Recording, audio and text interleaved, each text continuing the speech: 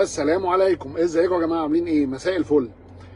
طيب، عايزين نتكلم على حاجه كده مهمه ومبدأ لازم تبقى فاهمه اقتصاديا، علشان تبقى يعني كل حاجه لازم ترجعها لاساس او لاساس علمي، يعني تمام، عشان تبقى بتتكلم، لان الكلام العشوائي ده هو اللي فرض اساسيات اسواق ما لهاش ما انزل الله بها من سلطان. تمام، فلازم ترجع كل حاجه لمبدا، يعني اقتصاد مثلا واقتصاد اسواق سيارات، لازم تبقى عارف ان الاقتصاد كله بيحكمه قواعد. كل حاجه معروفه وموجوده. تمام، خلينا نتكلم كده في ان التجاره في السيارات، لو السوق بيحكمه اليات، والاليات دي الدول نفسها، دوله نفسها تتكبد خسائر في وقت ازمه اقتصاديه، اقتصاديات دول. روح بص على الخناقه اللي ما بين الحزب الجمهوري والديمقراطي على ارتفاع سقف الدين في امريكا. تمام، كل ازمه اقتصاديه ولها تبعات على اقتصاديات دول، تبعات على تجاره افراد، تبعات على استثمار. فلما يكون في تضخم وفي احصائيات ودراسات بتتكلم على ان 2024 عام قد يذهب فيه التضخم العالمي، وقصدي الركود عالميا قد يتجاوز النقاط الحمراء وقد يصل ل 70%، معنى كده ان بيقل الطلب عالميا، ان مستوى دخل الفرد كل بمختلف كان بيدخل له ايه تأثر في العالم كله، الدول بقى النامية والدول المتقدمة والمتحضرة والدول كله. ففي حاجه اسمها عند التاجر او عند المستثمر، تعالى نتكلم بالبلدي كده، حاجه اسمها الخساره. انت داخل دلوقتي بتريسك، بتعمل استثمار، عارف ان في نسبه مكسب وخساره. تمام، مكسب وخساره، الخساره بتتحملها انت بيتحمل جزء منها كبير اللي بيبيع السلعه، ويتحمل جزء اخر المستهلك علشان ما يفقدوش كسبون. لكن هل ينفع ان اللي يتحمل الخساره ويتحمل الظرف الاقتصادي هو المستهلك فقط؟ طب ما هو المستهلك ده هيهرب منك. المبدأ بتاع انا بخسرش، العمله نزلت، طب وانا هحملها لك، المش عارف ايه نزل، طب انا هحملها لك. اقول لك بقى هو مش راضي يخسر ليه. تعالى مثلا نقيس على عربيه كان سعرها 600,000 جنيه، حدث ارتفاع في سعر الدولار امام الجنيه، كلنا نعلمه، في البنك يقترب من ال 31 90 بقاله مده كده، يلعب ما بين 30 حاجه و90، ما بين 30 85 معروف، يعني يقول 31. والسوق السوداء الان في حاله تمخض، عماله مش قادره تقاوم، الدولار بينزل. تمام، يعني ما بقاش بعيد 36 37 بتاع، ما بقاش بعيد عن سعر البنك. تمام، الفجوه بتقل. طيب، الكلام ده يخليك تقول لما عربيه تبقى ب 600,000 وانت كتاجر مش عايز تخسر خالص، عايز تحمل كل كلفه الدولار والجنيه وانخفاض الجنيه للمستهلك، هتخلي العربيه دي، وانا معاك اهو، ساعتها هنقول سعرها كده معقول، التاجر ده مش عايز يخسر وبيديك العربيه بسعرها. تمام، هتبقى العربيه دي سعرها 1,500,000. تمام، 1,500,000 اهو يا عم عشان اريحك.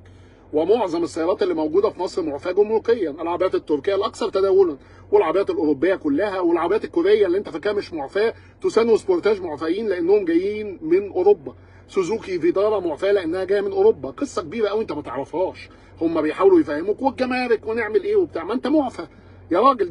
ده الكلفه هنا 19%، ده اقل من الخليج. انت معفى، بتدفع كلفه اقل من دول الخليج حتى، انت معفى تمام، ما بتدفعش الا قيمه مضافه وجدول وتنميه. طيب، العربيه اللي ب 600 تبقى ب 1,500,000، ساعتها نقول لك يا سيدي تمام، انت مش عايز تخسر. لكن تبقى ب 2,500,000، انت ازاي عايز تكسب المكسب ده في وقت ازمه؟ جميل، انا بحسب معاك بالعقل اهو، بالقلم والورقه والقلم، وراجل بسيط خالص يعرف يجيب الورقه والقلم ويحسب. دولار كان ب 15 70، كانت العربيه ب 600. النهارده هو بيقول لك انا بجيب الدولار مش عارف منين ومنين ب 35 ب 36. طب يبقى هتبقى ب 1,500,000 ويبقى كسبان، واخد المارجن بتاعه، واخد له فيها 100 80 بتاع الدنيا تمام يعني. لكن ان العربيه تبقى ب 2,500,000، من 600 ل 2,500,000، طب انت عايز المواطن يجيب لك فلوس منين؟ انت مش عايز تتحمل خساره، وكمان عايز تاخد مكسب رهيب، عايز تاخد على العربيه عربيتين مكسب، انت بتهرج يعني، انت فاهمني؟ مفيش حاجه اسمها في التجاره يعني، والناس البسيطه كده مفيش. عمري ما اشتريت عربيه كده، عمري يعني عمري ما اشتريت عربيه بهذا السفه. حتى لما اتأزمت الدنيا قوي واحتجت عربيه رحت استوردت، رحت لشركه ارتضيت السعر وجبت مواصفه ما اتوجدتش في مصر قبل كده في السيارات الكوريه، العربيه كويسه ومساحتها جيده وخدتها بسعر انا مرتضيه. عمري ما قبلت ان انا اشتري كده. فين اشتريت كده؟ فين؟ عمري ما اشتريت كده. تمام. فالمنطق بيقول ان التجاره مكسب وخساره، مش هتفضل على الدوام تعرف تحافظ على مكسبك، مستحيل. في وقت ازمه اقتصاديه يضج بها العالم كله وفي وقت ازمه اقتصاديه خانقه مش هتعرف تكسب يا راجل يا طيب. انت لما تفضل تطمع في انك تكسب مليون جنيه في عربيه اقتصاديه هيجري منك المستهلك. ما هو معه هيجيب لك منين يعني؟ تمام. بالعقل كده لا حاجه بتوقفه، ولا راي محمود ولا راي محمد ولا راي زيد ولا راي عبيد. هو لو القى باراء كل الناس اللي عندها ضمير عرض الحائط هو هيروح يحسب حساباته مع نفسه. ده راجل كان يمتلك 600,000 جنيه من شهور، جاي دلوقتي تطالبه ب 2 مليون ونص، هيجيبهم لك منين؟ تمام. ثم اقول لك بقى حاجه، عندنا مبدا غريب جدا في تجاره السيارات في مصر او استثمار. وما تقوليش واحنا مالنا، ما هو الوكيل، ايوه ما هو الوكيل تاجر، هو في الاول وفي الاخر هو مستثمر تاجر كبير يعني، هو صاحب الليله. تمام. ما هو تاجر يعني، ما هي تجاره، بيجيب سلعه يقدم لها خدمه ويبيعها. تمام. فاحنا برضو الكلام ده موجه للوكلاء. يجي بقى ايه؟ عايز موزعين ويكسبوا المكسب ده، وعايز كل يوم يرفع زيادات عشوائيه على اسعار السيارات لسلع اساسا غير متواجده عنده، ويكتب لك عليها نوت افيلبل، مش موجوده، العربيه غير متاحه. وعايز كمان يرفع كلفه مصاريف التشغيل 3 اضعاف. يعني العربيه اللي كان اجمالي صيانتها، وروحوا بصوا على العربيات الاوروبيه، 40,000 جنيه و38,000 جنيه حتى 100,000 كيلو، اصبح اجمالي صيانتها 130,000 جنيه. العربيه اللي كان تيل الفرامل بتاعها 1600 جنيه عايز كمان في مصاريف التشغيل، يعني اديها لك ب 2 مليون ونص، ولسه انت مطالب تروح تصرف عليها صيانه. لو انت داخل صيانه عاديه كده اعتياديه، بتغير زيت وبتغير فلتر وغيرت معاهم تيل، انت هتسحب معاك 20,000 جنيه في جيبك. تمام.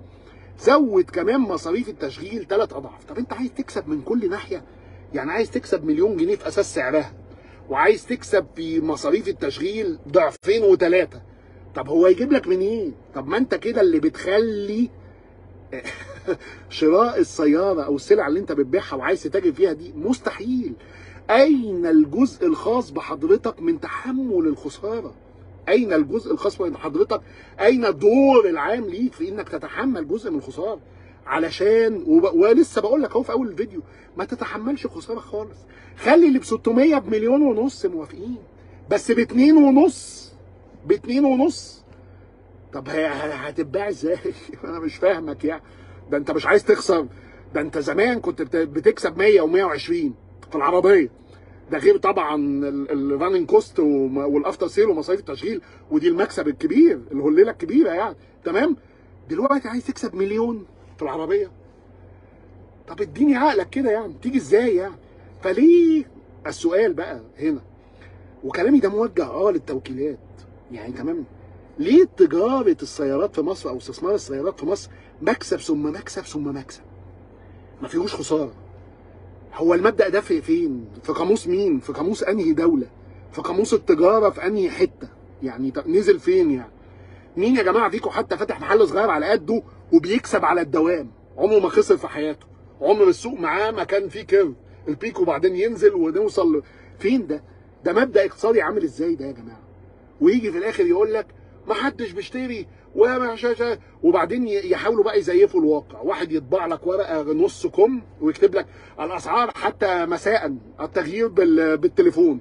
يا عم انتوا عارفين تبيعوا؟ هتبيعوا ازاي؟ تشتغلوا نفسكم؟ هتبيع ازاي يعني؟ مواطن غلبان كان رايح يجيب تيبو ب 260 يا سيدي، حصل حركه في العمله، اديها له ب 600. شوف انا معاك ازاي اهو، بقول كلام منطقي خالص اهو. اديها له ب 600، طلعها ضعف ونص، تديها له بمليون 30.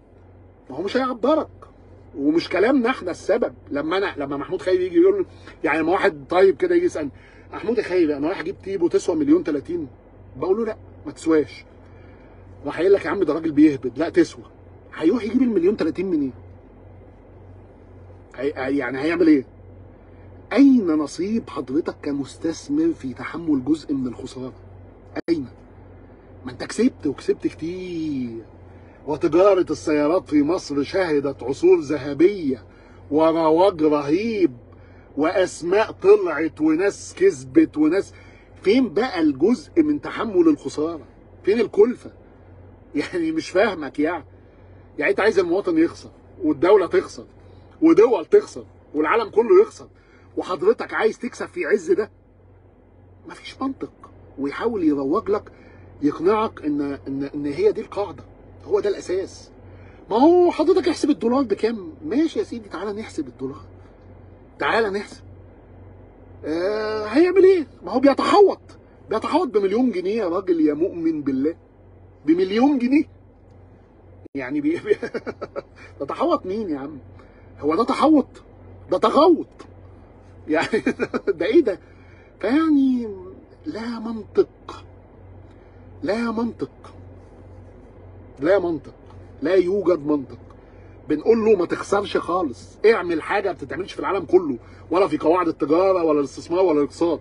خلي التجاره مكسب يا سيدي، بيعها بضعف ونص، خد الضعف ونص. مش هنقول لك بيعها بضعف زي ما الجنيه حصل له، خد ضعف ونص، تاخد 4 اضعاف، وتاخد في الصيانات 3 اضعاف.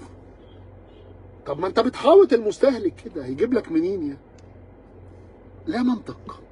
وتيجي تتناقش تجد عقول يعني الواحد مش عايز يتكلم والله. ترويج لباطل غريب، حاجه ما مش منطقيه يعني، مش ممكن يعني. الواحد ما بيعرفش يسيء، بس هنقول ايه؟ فادي يا جماعه الحسبه قدامكم اهي. يعني التجاره السيارات في مصر مكسب ثم مكسب ثم مكسب ثم مكسب، ولا خساره. حاجه عجيبه. يلا، سلام عليكم.